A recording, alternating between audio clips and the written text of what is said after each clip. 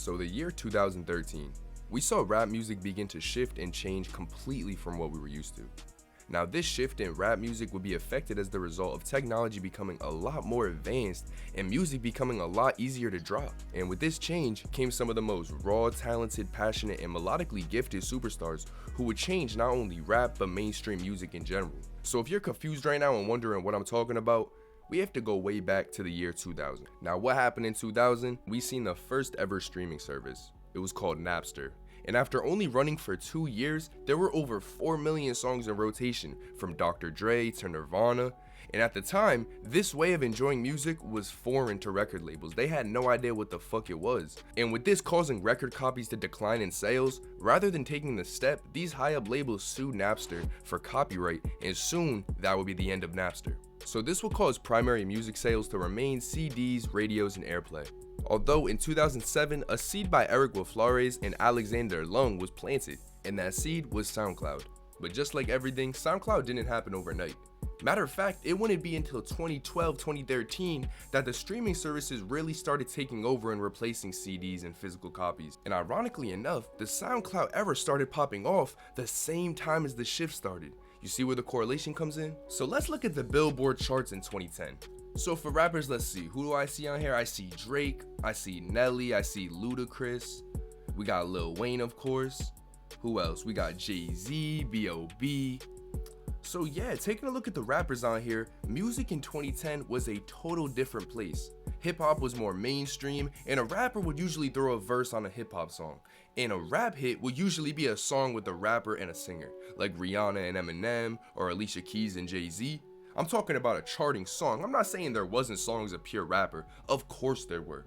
I'm talking about mainstream on the charts. Also in 2010, the rap material was a lot different. Mainstream rap was a lot more surface level, and a song like Super Gremlin would never have gone on to be #1 in a time period like that.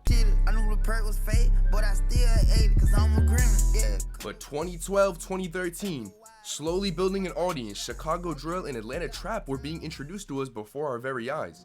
Artists like Future, Migos, Chief Keef, Young Thug, King Louie, these rappers were paving a way for the new generation, and while these new rappers were dropping these new-aged bangers, 2014 came and Fetty Wap had dropped Trap Queen. Now before I speak on any of this new age rap taking over hip-hop, I need you to understand we've seen rap take over hip-hop before as the most mainstream genre. When 50 Cent came out, we got Jay-Z. These were street rappers who made people outside the rap community listen.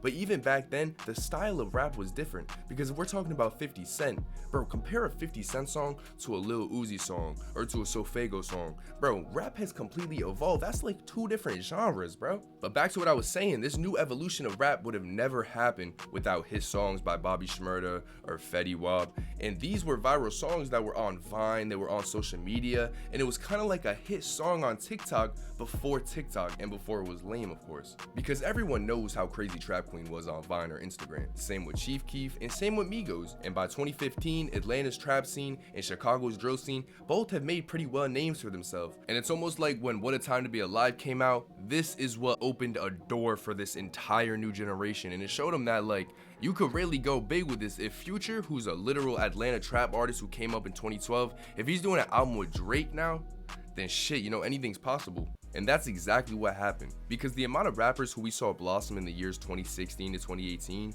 it's absolutely mind-blowing. And they all said their influence was Future, Thug, Chief Keef, or just one of those rappers who paved the way. And now with all of that being said, to get back to the main point of this video, Chief Keef, Future, Migos, Young Thug, all these 2013, 14 rappers who weren't mainstream back then, but were building the name, they produced all these young faces who will go on and create the entire new wave. And all these new age rappers who took a little bit of elements from the pioneers but created their own wave, they all went to one place to make this new organic music. They all dropped their music on SoundCloud. There's no such thing as a SoundCloud rapper. Listen to what Travis Scott said, bro. I was doing this interview, man, for Playboy, right? And the interview guy was like, he was saying like my generation was like SoundCloud rappers. I was like, pause. I had to tell him like, you got it twisted. Like SoundCloud was there for us because SoundCloud understood like we want to drop a song right now We're not trying to wait for any load up. We want to go right now. Our fans, and then people adapted to our speed of recording, like how you said.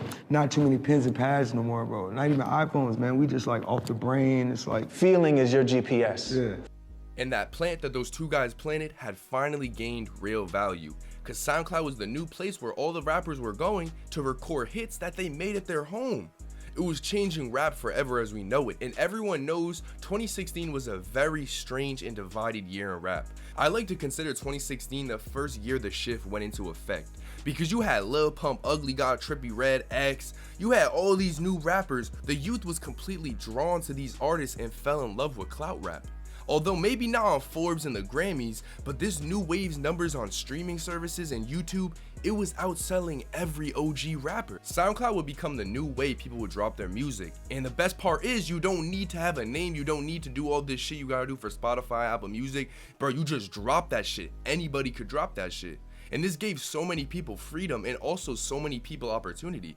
And that's why there are so many rappers we see today that are literally in the exact lifestyle they rap about. And SoundCloud is the front line for making that reality. The SoundCloud rappers use that and will form what we are currently in. And that's the era of street melodic music.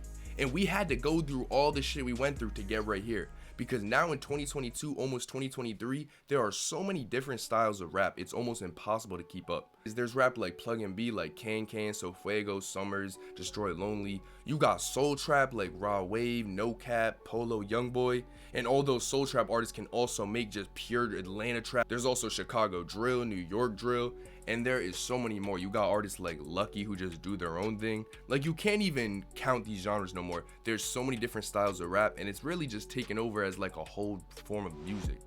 And all of these genres, if you go on YouTube, they all got like 1 million views. All of these genres got their own real ass fan base. Bro, in 2010, subgenres in rap maybe had like 10,000 on YouTube.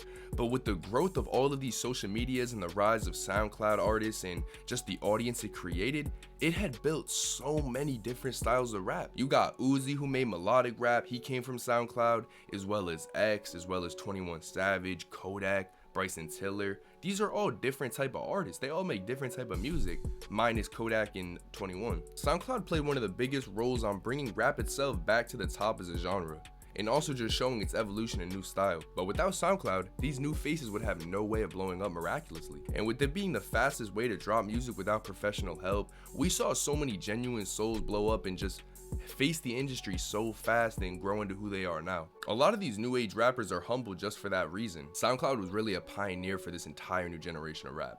Other rappers who came up on SoundCloud consist of Travis Scott, Nav, Playboi Carti, Post Malone, Chance the Rapper, Trippie Redd. Like, come on, bro, that's crazy. But man, to conclude all this up, let's just say again, to where we are now in rap, it was not a walk in the park. Our rap was clowned, it was called mumble rap, it was called trash, and the OGs to this generation had to take all that hate so that the new generation can blossom into what it is. So who knows where rap will be without SoundCloud? Creating a whole new outlet to upload their music, it gave light to so many talented faces of this generation. And that's all I got for you folks today, man. It's been your boy 10 Toes, and I'm out. I'll catch you boys.